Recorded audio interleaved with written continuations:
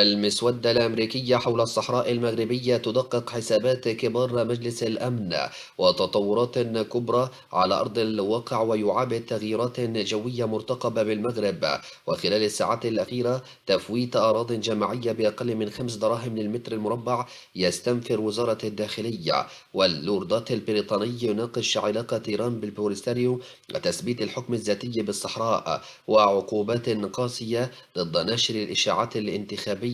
تثير جدلا سياسيا بالمغرب خلال الفترة الأخيرة. متابعينا الكرام، حتى لا تفوتكم أخبارنا العاجلة، رجاء لا تنسوا دعم القناة بالاشتراك فيها وتفعلوا زر الجرس، وإليكم التفاصيل الكاملة. تطورات كبرى على أرض الواقع، والمسودة الأمريكية حول الصحراء المغربية تدقق حسابات كبار مجلس الأمن خلال الساعات الأخيرة. تشكل مسألة استخدام حق النقد الفيتو الذي تمتلكه الدول الخمس دائمة العضوية في مجلس الأمن الدولي خلال الفترة الأخيرة، والذي يخول لها إسقاط أي قرار من دون إبداء أي سبب أداة مركزية في إدارة الصراعات الدولية، خاصة عندما يتعلق الأمر بشكل واضح بمشاريع القرارات ذات البعد الإقليمي الكامل أو الدولي الحساس، كمشروع القرار الأمريكي المتعلق بالصحراء المغربية، الذي تراهن البوليساريو ومعها الجزائر بشكل واضح على تدخل روسي أو صيني لإجهاضه، وهو ما بدا جليا من رسالة ممثل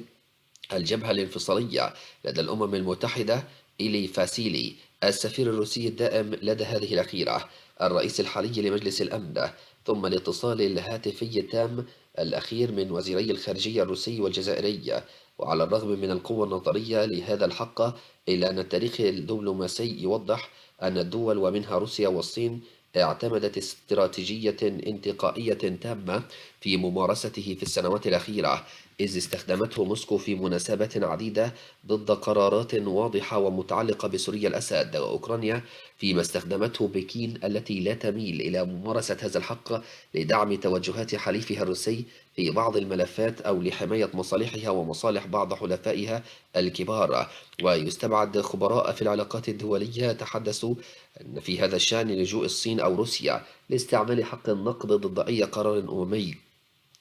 ينتصر لحل الحكم الذاتي في الصحراء المغربية، خاصة في ظل المصالح الكبيرة التي تربطها بالمغرب على المستوى الاقتصادي. ثم أيضا تبني الرباط سياسة متوازنة وغير منحازة في ملف الحرب في أوكرانيا، باعتراف وزير الخارجية الروسي نفسه، إلى جانب التزامها بمبدأ الصين الواحدة في قضية تايوان الكبرى، وهي كلها معطيات تجعل أي تدخل سلبي من جانب موسكو أو بكين مكلفا لهما من الناحية الدبلوماسية الاقتصادية، ويضر بصورتهما كقوتين دوليتين تحرصان على الأمن والاستقرار في العالم كله. وأيضا قال محمد عطيف أستاذ العلاقات الدولية بجامعة شعيب الدكالي الجديدة إن مشروع القرار الأمريكي المقدم إلى مجلس الأمن الداعم بمبادرة الحكم الذاتي المغربية في الصحراء يشكل محطة دبلوماسية محورية تؤكد التحول الواضح والكامل في مواقف المجتمع الدولي نحو تبني مقاربة واقعية لمعالجة هذا النزاع الإقليمي.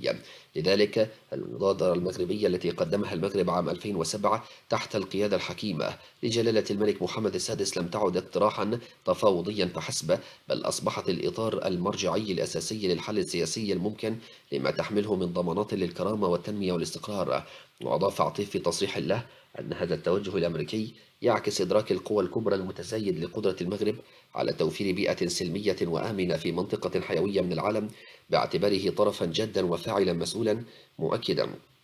وبشكل واضح أن دعم واشنطن لهذه المبادرة يندرج ضمن رؤية استراتيجية أوسع لإعادة التوازن في شمال أفريقيا، حيث يعتبر المغرب حليفا موثوقا يتمتع بالاستقرار السياسي والمصداقية الدبلوماسية. ومن هذا المنطلق يسعى مشروع القرار الأمريكي الجديد إلى تثبيت هذا الاعتراف ضمن الشرعية الدولية الكاملة والكبيرة، وتوجيه رسالة واضحة بأن مقاربة المغرب للحل تحظى بدعم متنام ومتعدد الأطراف. أما على صعيد المواقف الدولية الأخرى، فقد شدد الأستاذ الجامعي ذاته على أن احتمال لجوء روسيا أو الصين لاستخدام حق النقد الفيتو ضد القرار الأمريكي يبدو غير وارد عمليا، بحيث تبنت روسيا في السنوات الأخيرة نهجا أكثر براغماتية، مفضلة الامتناع عن التصويت والحفاظ على علاقاتها الدبلوماسية مع المملكة المغربية، في حين أيضا تعبر الصين عن دعم ثابت لمبدأ السيادة ووحدة الدول الترابية، ما يجعل موقفها أقرب إلى روح المبادرة المغربية. فضلا عن ذلك هناك مصالح اقتصادية واستثمارية لموسكو وبكين بشكل كامل وكبير مع المغرب، لا سيما في مجالات الطاقة والبنية التحتية، تمنعهما من تعطيل مسار أممي يخدم الاستقرار الضروري لتعزيز نفوذهما في إفريقيا بشكل كامل. ونتابع أيضا معكم تفويت أراضٍ جماعية بأقل من 5 دراهم للمتر المربع يستنفر وزارة الداخلية. أفادت مصادر مطلعة أن المصالح المختصة بوزارة الداخلية عازمة كل العزم على فتح تحقيق موسع وكبير حول أيضا بيوع مشبوهة لعقارات تابعة للأملاك الجماعية الخاصة بأثمان بخسة، بعد الاشتباه في تورط منتخبين ومسؤولين محليين في تمرير تفويتات ضمن دورات عادية واستثنائية لمجالس جماعية. وأكدت المصادر ذاتها أن مصالح الإدارة المركزية ستعهد إلى لجان إقليمية مختلطة تضم في عضويتها ممثل عمالات ووكالات حضرية ومراكز جهوية كبرى للاستثمار بمهام التدقيق في ملفات عمليات تفويت سابقة وجارية تخص أراضٍ بجهات الدار البيضاء وأسطات والرباط وسلا والقنيطرة ومراكش وآسفي خلال مرحلة أولى استفاد منها منتخبون ومنعشون وموظفون جماعيون وخواص. وكشفت أيضا المصادر نفسها عن توجيه مصالح وزارة الداخلية مسار عمل اللجان المشار إليها نحو عمليات تفويت جارية. توصلت المفتشية العامة للإدارة الترابية بشكايات وإشعارات حولها همة عملية نقل ملكية بقمع أرضية من الملك الجماعي الخاص لجماعة الدورة التابعة لإقليم برشيد لفائدة أيضا 3 متقاعدين وورثة، عدد منهم بعدما تم تسجيل حالة سابقة مماثلة وواضحة غير بعيدة عن مكان وجود هذه البقع، حيث جرى تفويت عقار جماعي لأحد الموظفين ليباع لاحقا لشركة خاصة قامت بتحويله إلى مشروع تجاري. وستدقق اللجان الإقليمية أيضا في الأثمنة المعتمدة لتمرير عمليات تفويت أملاك جماعية خاصة بعد تسجيل عدم تناسب هذه الأثمنة مع القيمة السوقية الحقيقية للعقارات، وهو ما أثار شكوك مصالح الإدارة المركزية حول أسس التقييم وطبيعة الدوافع الكامنة وراء هذه العمليات التي قد تؤدي لتحويل الملك الجماعي إلى ملك خاص بأسعار زهيدة للغاية ليعاد بيعه لاحقا بأثمنة مرتفعة. وأيضا سيمتد عمل اللجان المختلطة حسب المصادر إلى التدقيق في ملفات تفويت أراضٍ تابعة لمؤسسات عمومية ومكاتب وطنية تورط فيها منتخبون عبر صفقات تم تمريرها بأثمان بخسة، موضحة أن مهام الإفحاص ستركز حول قوائم تفويتات مشبوهة لأراضٍ فلاحية. متابعينا الكرام،